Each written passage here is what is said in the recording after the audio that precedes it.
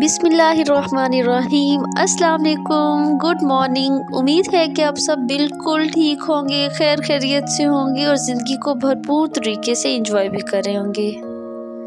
हम सब भी बिल्कुल ठीक हैं, आप सबकी दुआओं से। आज 1 महीना होने को आ गया है और मैं व्लॉग अपलोड नहीं कर सकी थी इतने अरसे में, और बहुत याद आ रही थी व्लॉगिंग, सब कुछ वीडियोस की रिकॉर्डिंग वगैरह करना। तो वीडियो रिकॉर्ड तो मैंने कर रखी थी, ये कोई 1 नवंबर की है। उसके बाद मैं नहीं कर सकी थी, कुछ भी अपलोड नहीं कर सकी थी। रिकॉर्डिंग तो मैं थोड़ी थोड़ी क्लिप्स करती रही थी, कुछ रीज़न्स की वजह से घर में मसरूफियत ऐसी थी कि मैं व्लॉग बिल्कुल भी अपलोड नहीं कर सकी। तो आइए शुरू करते हैं। तो जनाब, जैसा कि मैं पहले ही बता चुकी हूँ कि मैं 1 नवंबर के बाद से कोई भी व्लॉग अपलोड नहीं कर सकी थी। तो ये 1 नवंबर से ऑनवर्ड कुछ क्लिप्स हैं, तो मैं सोचा कि आपके साथ शेयर करूँ अपनी रूटीन और अपनी कुछ रीज़न्स भी बताऊँ जिनकी वजह से मैं नहीं अपलोड कर सकी थी। रीज़न्स तो मैं आपको आगे चल के बताती हूँ इंशाल्लाह, लेकिन ये व्लॉग है एक वीकेंड का, और मैं सोचती हूँ कि ज़िंदगी कितनी ज़्यादा बिज़ी हो गई है। जब मेरे बच्चे छोटे थे तो मैं तब सोचा करती थी कि जब जल्दी से ये बड़े हो जाएंगे, स्कूल गोइंग होंगे, तो ज़रा ज़िंदगी को थोड़ा सा पटरी पे चल पड़ेगी अपनी, मतलब कि ज़रा खुद खा पी लेंगे, पढ़ भी लेंगे, स्कूल चला जाएगा तो मुझे थोड़ा सा वो टाइम मिल जाएगा, ये कर लूँगी वो कर लूँगी। लेकिन अब मैं सोचती हूँ जैसे जैसे ज़िंदगी में आगे बढ़ रही हूँ तो मसरूफ़ियत बढ़ती ही जा रही है, ना ख़त्म होने वाली मसरूफ़ियत की तरफ हम दौड़ते जा रहे हैं। तो अब जब वो टाइम याद करती हूँ कि वो टाइम ज़्यादा अच्छा था, बस बेड पे लेटे रहते थे छोटे छोटे बच्चे, उनको फीडर दे देना, बस उतना ही होता था काम। लेकिन अब तो फरमाइशें खाने पीने की भी, उनकी स्टडीज़ वगैरह, स्कूल से ले के आना और सब कुछ, ये सब कुछ मैनेज करना भी एक नया एक्सपीरियंस भी है, इसको भी इंजॉय कर रही हूँ अल्हम्दुलिल्लाह। वीकेंड है तो पाकिस्तानी होने के नाते ये तो मस्ट है कि मशीन भी लगानी है और उस दिन कपड़े भी ज़रूर धोने हैं। तो साथ साथ वो काम भी चल रहा था और साथ साथ मैं अरहम को होमवर्क भी करवा रही थी। और अरहम, जैसा कि आपको मैं पिछले व्लॉग में बताया था, अरहम का लेट एडमिशन हुआ था और उस time first term mid term हो चुका था स्कूल का। तो अरहम का अब इसलिए अरहम थोड़ा सा पीछे भी है, तो मैं साथ साथ अरहम को वो चीज़ भी कवर करवा रही हूँ, सारा सिलेबस वगैरह। तो मुझे इस पे ज़रा वीकेंड पे एक्स्ट्रा मेहनत करनी पड़ती है। तो जनाब, अभी 1 नवंबर था ये, अब आप जो मैं अपलोड कर रही हूँ, अब तो सर्दी आ गई है तो इतनी जल्दी कपड़े नहीं धुलते सूखते, उस टाइम सूख जाते थे। तो इसलिए अब ये कोई 12-1 बजे का टाइम था, मैं इनको पढ़ा के फ्री भी हो गई और कपड़े भी सूख चुके थे काफ़ी हद तक। तो बस फिर मैं जल्दी जल्दी इनको तय भी कर रही थी। यहाँ पर मैं एक लाइफ का हैक शेयर करना चाहूँगी आप सबके साथ, जो कि बड़ा ही ज़बरदस्त है उन सब के लिए जो कि हाउसवाइफ हैं या होम मेकर। अगर कोई आप में से कोई मर्द हज़रात देख रहे हैं तो उनके लिए भी है। जैसे कि कपड़े धुलते हैं और ख़ास तौर पे मर्दों के कपड़े जो वाइट होते हैं कॉटन के, वो मिक्स हो जाते हैं, शलवार किसी की कमीज़ किसी के साथ मैच हो जाती है। तो इस प्रॉब्लम को सॉल्व करने के लिए मैं ये करती हूँ कि मैं शलवार और कमीज़ जो मैचिंग है, जो एक ही है, उसके ऊपर सेम नंबर लिख देती हूँ। तो नेक्स्ट टाइम मैं जब भी उठाती हूँ मार्कर से लिखती हूँ ताकि वो पक्का हो जाए। कॉलर पे छोटा सा 1 लिख दिया, शलवार पे भी 1 लिख दिया। तो जो भी होगा रैंडम आप ऐसे कमीज़ शलवार के साथ करें तो आपको बहुत आसानी हो जाएगी और आपके कपड़े भी मिक्स नहीं होंगे, टाइम पे ही आपको एक सेट मिल जाएगा पूरा। तो जनाब, कपड़ों का काम तमाम करने के बाद घर की छोटी मोटी चीज़ों को जल्दी से सेट किया और उसके बाद जल्दी से फ्रेश हुए और सब रेडी हो के हमने जाना था। आज हमने ग्रोसरी करने के लिए जाना था, कि जैसा कि मंथ का स्टार्ट है तो काफ़ी सारी चीज़ें ख़त्म भी हुई थी। मैंने बस जल्दी से बच्चों को फटाफट से रेडी किया और भूख भी बहुत शदीद लग रही थी मुझे काम कर कर के, और खाना बनाने का बिल्कुल भी मूड नहीं था। तो सोचा यकम है कि आज आतिफ साहब से फरमाइश करते हैं कि हमें ज़रा रिक्वेस्ट भी करते हैं कि आज हमें बाहर से कुछ खिला दें। और बच्चों को मैंने लास्ट नाइट के लेफ़्ट ओवर चिकन का पुलाव पड़ा हुआ था तो वो मैंने जल्दी जल्दी खिला दिया था पढ़ाने के बाद। उस टाइम उनको भूख भी काफ़ी लग रही थी और अब मुझे बहुत शदीद भूख लग रही थी, और साथ के लिए मैंने सैंडविचेस बना लिए थे। कोशिश यही करते हैं कि बच्चों को बाहर की चीज़ें कम से कम खिलाएं, घर की बनी हुई जो कुछ भी हो घर का बना हुआ हो, ताकि इनकी बेस तो अच्छी बने ना। बाद में तो इन्होंने कंट्रोल में नहीं आना, बाहर से खाना ही है जैसे अब हम खाते हैं। और जनाब, पता नहीं ऐसा मौसम है या फिर मौसम चेंज होने की वजह से भूख बहुत लग रही है। सिर्फ मुझे ही नहीं, बच्चों को भी बहुत भूख लग रही थी माशाल्लाह से। ये अब 3rd टाइम कुछ ना कुछ खा रहे थे। तो बस मेरा तो शायद काम कर करके मुझे बहुत शदीद भूख लग रही थी, तो क्योंकि सारा काम मैंने अकेला किया था और तो कोई है नहीं, मैंने ही करना था बाय द वे। तो बस काम करने के बाद अब इस टाइम मेरी बस हुई थी और बस बहुत ही मज़ेदार किस्म का आतिफ साहब ने हमें खाना खिलाया और उसके बाद हम फिर चले गए एम्पोरियम। काफ़ी हमारे घर से दूर है वैसे एम्पोरियम, इस तरफ आना तो नहीं था लेकिन कुछ काम था जो हम पिछले घर में रहते थे, तो हमने सोचा फिर अब उस तरफ जाना ही है तो फिर ग्रोसरी भी कर लेते हैं और उस घर से भी जो काम है वो भी कर लेंगे। तो बस हम फिर भागम भाग पहुँचे हम एम्पोरियम।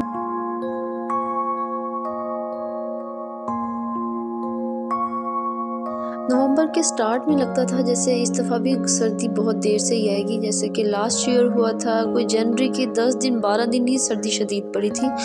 दिसंबर तक तो बहुत अच्छा मौसम रहा था, लेकिन अब जब मैं रिकॉर्डिंग कर रही हूँ तो आजकल बहुत अच्छी खासी ठंड हो गई है। स्मोक तो आया ही है, स्मोक अपने साथ फॉग के बाद ठंड भी लेके आया है, तो मौसम काफ़ी अच्छा हो गया। मतलब कि ठंड होती है बाकायदा, जैसे ठंड होती है ना असली वाली। और आई लव विंटर्स। और कमेंट में ये ज़रूर बताएं आप में से किस किस को सर्दियाँ बहुत पसंद है। माना कि सर्दियों में रौनक नहीं होती, गर्मियों जैसा हल्ला गुल्ला नहीं होता, लेकिन सर्दियाँ मुझे फिर भी बहुत पसंद है। सर्दियों की अपनी ही एक किस्म की रौनक होती है जब सब एक ही रूम में जमा होकर बैठते हैं, गपशप लगाते हैं और मूंगफली खाई जाती है, कोई ना कोई मूवी देखी जाती है। और बाकी तो वैसे तो हर मौसम ही अल्लाह का बनाया हुआ है, हर मौसम ही खूबसूरत होता है, लेकिन मुझे पर्सनली अल्लाह मुझे माफ़ कर दे रहा है, गर्मियाँ मुझे बिल्कुल भी नहीं पसंद, क्योंकि गर्मियों में ना बंदा अंदर का होता है ना बाहर का। सर्दियों में तो बंदा बाहर जाए तो कोट जैकेट जर्सियाँ जो कुछ पहन ले, अंदर बैठे तो कंबल में छुप जाए, लेकिन गर्मियों में क्या करे बंदा कुछ समझ नहीं आती। As compare to summers, winter की ग्रोसरी भी थोड़ी डिफरेंट होती है, ज़्यादा मज़े की चीज़ें आती हैं जिसमें कि कुछ नट्स होते हैं, ड्राई फ्रूट्स हो गए और कुछ ना कुछ हम बेसन ले लेते हैं और मूंगफली भी आती है ग्रोसरी में और कॉर्न फ्लोर लिया जाता है मज़ेदार किस्म का सूप बनाने के लिए गर्मा गर्म, और बहुत मज़े की चीज़ें होती हैं सर्दियों में। तो कमेंट्स में ज़रूर बताएं किसको ज़्यादा सर्दियाँ पसंद है और सर्दियों की ग्रोसरी में उनकी भी डिफरेंट होती है या नहीं, कुछ ना कुछ नई चीज़ें ऐड होती हैं। क्लिप को देख के याद आया ज़्यादा से ज़्यादा फ़िश खाई जाती है। फ़िश से याद आया कि मैं अब कुछ अरसे के लिए फ़िश बिल्कुल भी नहीं खा सकूँगी। हालांकि मैं कोई लास्ट ईयर खाई थी और अब आगे खाई है। लास्ट ईयर भी मेरे साथ ऐसे हुआ था कि मुझे उससे बहुत बुरी फूड पॉइजनिंग हुई थी और इस बार खाई तो फिर से हो गई। तो मेरे अबू जान ने फरमाया है कि आप ज़रा फ़िश को छोड़ दें, आपको उससे एलर्जी सी हो रही है तो आप उसको ना खाओ। तो बस फिर दिल पे पत्थर रख के छोड़नी पड़ी है बहुत। अब शायद इस सर्दियों में भी मैं फ़िश ना खा सकूं, तो इस विंटर्स भी फ़िश ना खाने का अफसोस तो रहेगा ही मुझे, लेकिन सर्दियों की खुशी हर चीज़ पे भारी है। और जनाब ग्रोसरी हमारी ऑलमोस्ट डन थी। कुछ चीज़ें ऐसी थी जो कि यूटिलिटी स्टोर पे भी उनका सेम रेट था, नहीं सॉरी कम रेट था, तो हमने सोचा जहाँ पैसे बचते हैं वहाँ पे ज़रूर बचाने चाहिए, हर किसी को बचाने चाहिए। तो बस फिर जल्दी से हमने इसका बिल करवाया इन सब चीज़ों का। थोड़ी देर के लिए ऊपर जाके बैठे क्योंकि मैं काफ़ी थक चुकी थी, तो मैं सोचा इतना ज़्यादा चल लिया है, सुबह से मैं थकी भी हुई थी कामों से, तो थोड़ी देर बैठते हैं। लेकिन ये क्या जनाब, बच्चे कहाँ बैठने देते हैं। आतिफ ने कहा कि मैं तो बिल्कुल भी नहीं उठ के जाने वाला, या घर चलो, घर चलते हैं, या फिर यहाँ बैठना है बस। तो फिर बस मैं ही उठी, मैं फिर बच्चों के साथ गई। बच्चों ने कहा मामा हनी भी है, हमें थोड़ा सा इधर हमारे साथ ज़रा वॉक करके आए। ये अरहम साहब की फरमाइश थी, तो बस अरहम साहब की फरमाइश पे थोड़ी देर हम इनके साथ मैं अकेले और बच्चों के साथ गई, इनको ज़रा चला फिरा के इनकी वॉक मुकम्मल करवाई, जिसकी मेरे पास बिल्कुल भी हिम्मत नहीं थी। और जनाब फिर फरमाइश आई कि मामा जान हमें ऊपर भी लेके जाएं, हमने ऊपर से भी सारा विज़िट करके आना है। तो सोचा बच्चों मैं बहुत थक गई हूँ, लेकिन चलो भाई अयाशी कर लो, जी लो अपनी ज़िंदगी। फिर इनके साथ चल पड़ी और आतिफ साहब को कॉल करके बताया कि मैं थोड़ा बच्चों को ऊपर से भी घुमा फिरा के आई। हमने उनको बाय बाय किया कॉल के दौरान और बस फिर ऊपर गई, बच्चों को दिखा के आई, इनका रोला निकाला। रोला आपको किस किस को पता है इसका क्या मतलब है? ये हमारा सराइकी का वर्ड है रोला। जिसका मतलब ये है कि जब इंसान थका हुआ हो या फ्रस्ट्रेटेड हो किसी चीज़ से भी और वो बेदिली से कोई काम कर रहा हो तो वो उसको कहते हैं रोला। सराइकी में कहते हैं, हमारी सराइकी ज़बान में, जो कि बड़ी प्यारी ज़बान है। और जिस काम का दिल ना कर रहा हो ना, बस बेदिली से बस सर से उतारने वाली काम होता है ना, तो वो काम। तो क्योंकि मैं थकी हुई थी तो बस मैं ऐसे ही बस जल्दी जल्दी इनको लेके चली और उसके बाद फिर नीचे भी ले गई, क्योंकि मेरे बस की बात नहीं थी अब आगे और चलना।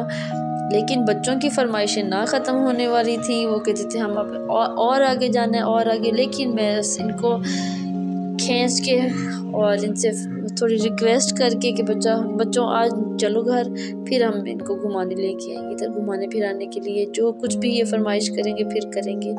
तो ये मतलब है जनाब रोला का, रोला निकाला। और मैं आज रिकॉर्डिंग की इसके ऊपर जो वॉइस ओवर करते करते सोचते सोचते मैं आज भी थक गई। तो सोचा कि एक और रोला भी निकाल दूँ। सॉरी टू से एक और बात भी बताती चलूँ कि मैं क्यों इतने दिन से व्लॉगिंग नहीं कर सकी या व्लॉग अपलोड नहीं कर सकी। कुछ रीज़न्स ऐसी थी कि पहले तो कुछ टाइम ऐसे रहा लाहौर में बिल्कुल भी सिग्नल्स नहीं थे, तो वीडियो अपलोड ही नहीं होती थी। फिर दूसरा ये हुआ कि उसके बाद आतिफ़ के यहाँ पे कज़न रहते हैं, भाई और भाभी, जो कि बहुत ही हमारे करीब हैं। तो उनका छोटा बेटा बहुत बीमार हो गया था, खसरा हो गया था उस बच्चे को। तो यहाँ पे मैं एक रिक्वेस्ट करूँगी सब पेरेंट्स को कि वो सारी की सारी वैक्सीनेशन बच्चे की टाइम से करवाएं, जो उनकी शुरू की होती हैं सारी की सारी। तो बच्चा ताकि उसका इम्यूनिटी स्ट्रॉन्ग हो, वो सारी बीमारियों से महफूज रहे, अल्लाह भी हर बच्चे को महफूज रखे।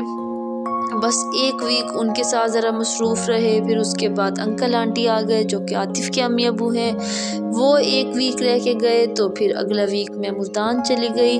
ये सारे व्लॉग्स मैं आगे आहिस्ता आहिस्ता अपलोड करूँगी इंशाल्लाह। तो आप हमारे चैनल के साथ साथ रहिएगा और दुआओं में याद रखिएगा। उम्मीद है कि आपको मेरा आज का व्लॉग अच्छा लगा होगा।